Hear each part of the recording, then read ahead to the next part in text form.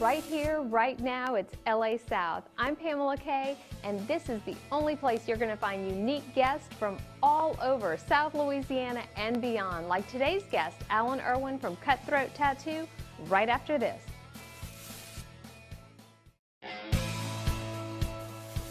It's been said that there are two groups of people in this world, those who have tattoos and those who are afraid to get a tattoo. Well, after you meet Allan Irwin at Cutthroat Tattoo, I think that's going to change. It will change to say there are two groups of people, one group that has tattoos and the other group that doesn't have a tattoo yet. Hey, how you doing? Welcome to Cutthroat Tattoos. My name is Allan. Thanks for coming in to see us today. I like to say I kind of got into it by accident, really. I was getting a lot of tattoos by one particular tattoo artist, and I kind of made friends with him, and just kind of luckily for me was able to hang out at the shop a lot as a friend. And one day I said, you know, you should teach me how to tattoo. I think I could help you. You look like you need the help, and it looks like something I could do. And they said, no, I don't think so. And I said, well, you know, that's cool. I mean, you're the professional. I don't know. You make it look so easy. It's probably harder than it looks, but it just looked like something I could do. Every day, whenever I wasn't at work, I'd go over to the shop and I'd start cleaning up or whatever other errands that they wanted me to do. And after several months of doing that, they decided to take me serious and said, I'll agree to take you on as my apprentice under the condition that you go to school. So I went and registered at college, a local community college, and I took art and business and math and English and all that kind of stuff.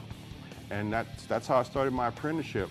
Even though I've been tattooing for 26 years, I still like doing little things like, you know, roses and stuff like that. I could do little tattoos all day long. I don't have a problem with that. Some tattoo artists tend to get a little snooty as they get into the profession after a while and say, I'm not doing little silly stuff like that because it's beneath me. I want to do real art. Well, it's as real as you can get. It's permanent, you know what I mean? If somebody comes in and wants to get a grilled cheese sandwich, I did a cheeseburger with a fairy sitting on it, taking a bite out of it one time. And I thought that was one of the funniest, coolest kind of little tattoos that I did. If somebody came in and said, I want a dolphin with a unicorn horn and Pegasus wings flying out of the top of my pants, I'd think that that'd be hilarious and I'd want to do it.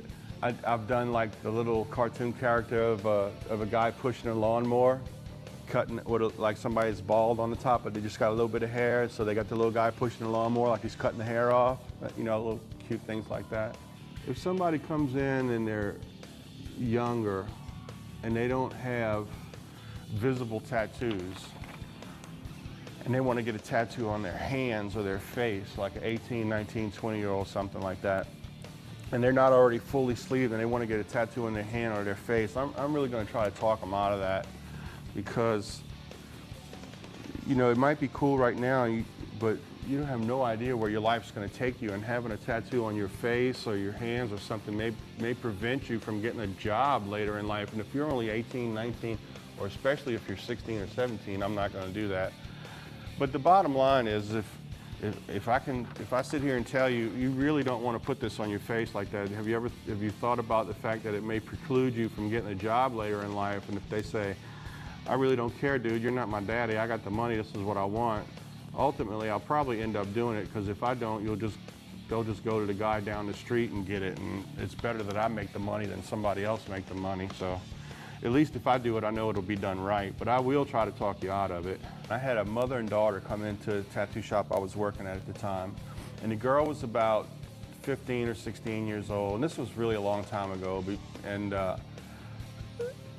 they came in together, and the vibe that I got when they came in was that the daughter wanted a tattoo, but the mom really didn't want the daughter to have the tattoo, but she was just so tired of the daughter yamming man about it that she just gave in and said, all right, fine, I'll take you. And I kind of thought that maybe she'd be happy if I tried to talk the daughter out of getting a tattoo, you know what I mean?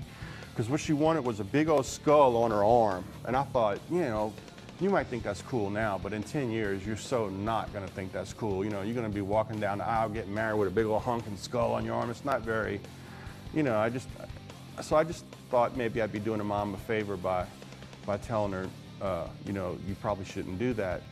what ended up happening was the mom cussed me out, saying I knew what she wanted when I brought her in here, and who are you to tell her she can't have a skull? I knew she wanted a skull when I brought her in here.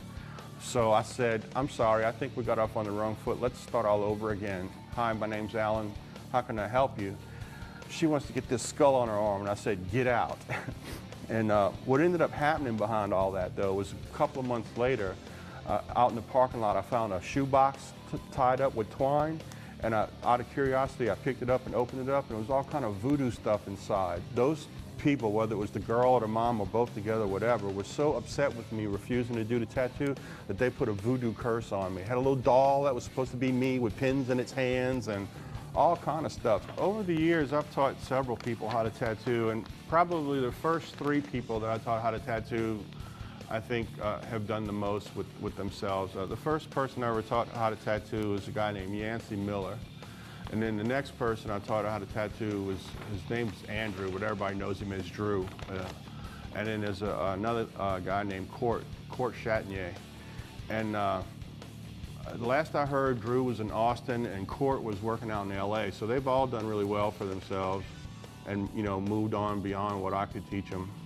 I mean, I'm not saying that I taught them to be the artists that they are, but I taught them the mechanics of tattooing. And it was the same thing for me when I learned how to tattoo. You know, that you can only, your mentor only can teach you so much, and then it's up to you as an artist to use those basic building blocks and tools that you've learned in order to express yourself artistically through the medium of skin, you know.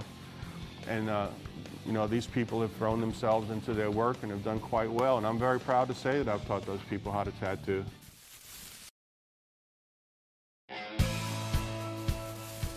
We're back with Allan Irwin over at Cutthroat Tattoos, and he is what you would consider a triple threat. He can tattoo you, he can pierce you, and expect the unexpected, because he's an ordained minister, he can also marry you.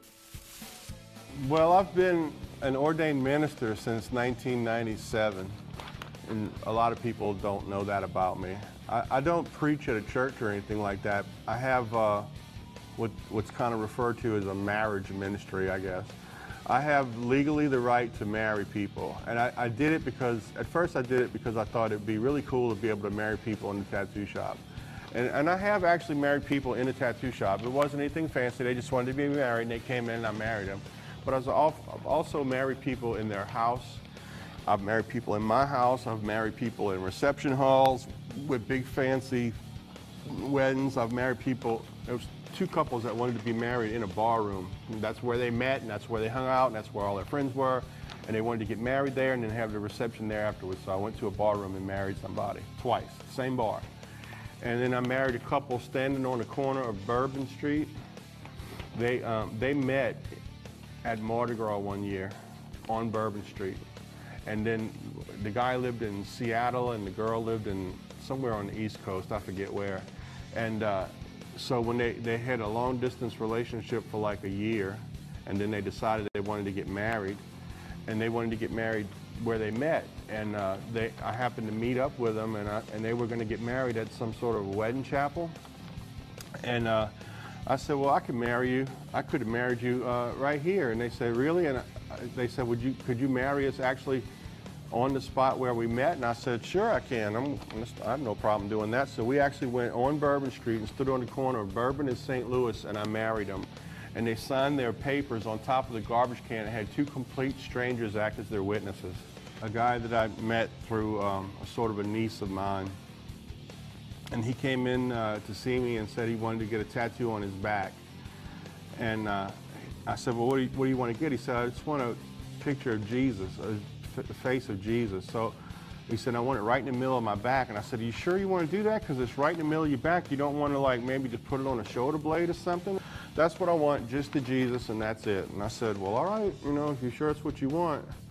So I did it on him, and after I did the face of Jesus on him, he plays a lot of baseball at like local playgrounds, you know, and he was showing people the tattoo that I did on him, and he got so much good compliments off the first tattoo that I did on him that he came back and said, man, I really like all the attention, I want you to go ahead and do my whole back now. And I said, well, what do you want to do with it? And he said, I don't really know for sure what I want to do. I just know that I want my whole back covered. Can you suggest any ideas to me? And I said, well, considering it's right after Hurricane Katrina, I've really kind of been wanting to do something that's got to do with that. And you live down in Plaquemines Parish, which really got wiped out by Katrina. So why don't we try to do something as a commemoration of surviving Hurricane Katrina? He said, yeah, that sounds awesome. So I came up with this concept of doing the skyline of the city of New Orleans, and you know, the two twin bridges that cross the river, and the two hurricanes, Katrina and Rita, coming in, and it has two angels at the top, and it has like the parting of the storm clouds with the rays of light coming through after the storm's over with, and it says, from destruction comes rebirth, and the sky's the limit, and it's got New Orleans, and it's got bunch of fleur-de-lis carved out of stone at the bottom with waves crashing through it all. It's really pretty elaborate. And it took me about a good 25 hours worth of work over about a 9-month period to do the tattoo. And so then the next year after I finished it, they have a tattoo convention in New Orleans at Halloween time, usually every year. And so I took him to the convention and entered him into the contest, and I took second place at that time, which was really a big accomplishment because I missed out on first place just by a few points, which is really pretty good. In this business, especially all the years that I've been doing it, I've really seen a lot of tattoos that are less than, less than fortunate, let's say. Unfortunately, all tattoo artists are not created equal. Even when I first started getting my tattoos, when I was like 18, I got my first tattoo, and I didn't realize that one tattoo artist might be better than another. And that's even more true today than it ever was, I think, with the popularity of tattooing. So a lot of times people have tattoos that they're less than happy with. And you don't have to necessarily spend thousands of dollars to get it lasered off or something like that. And you don't also have to live with it for the rest of your life. There is something that you can do.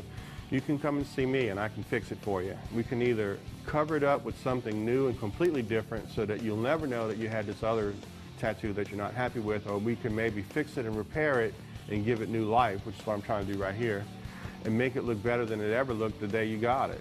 So there's a couple of options there. But I would caution you to be very careful, because when you're doing a cover-up or a repair, you generally have one chance at that.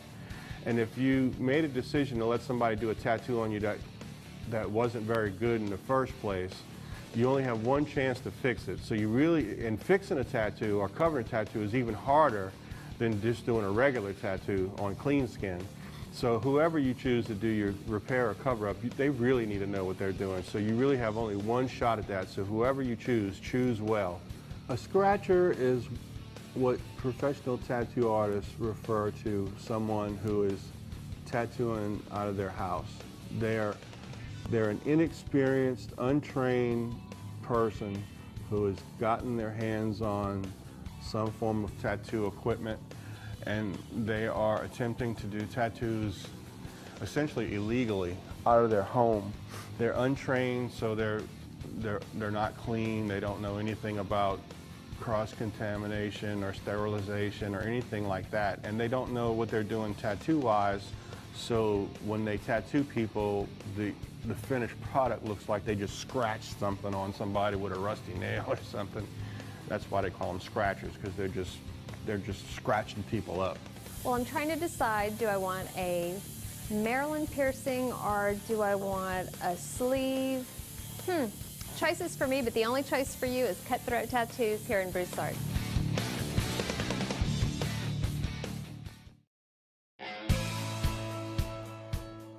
It's been real having Allan Irwin with us today from Cutthroat Tattoos. Stay with us for Wednesday when you'll see some scary things with creepy crawlers, tarantulas, and we're going to go for a wild ride with Honda of Lafayette. Remember, no matter where you are, no matter what you're doing, you are LA South.